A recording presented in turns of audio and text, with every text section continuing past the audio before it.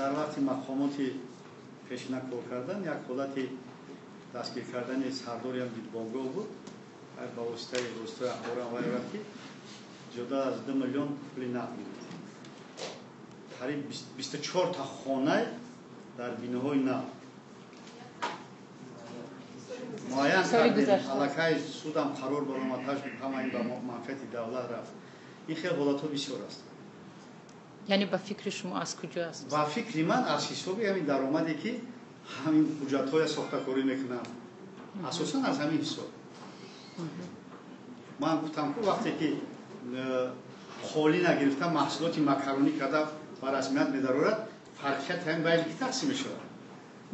باید تاجر کارمند گمرک چه کارمند گمرک همین خیلی ساختکاری میکنه. این منفعت دو طرفه کی است که برای همینا آشکار کردنش کمتر مشکل است. این منفعت دو طرفه است. یعنی ما حرکت میکنیم که ترتیب بهتر شد. تشکر.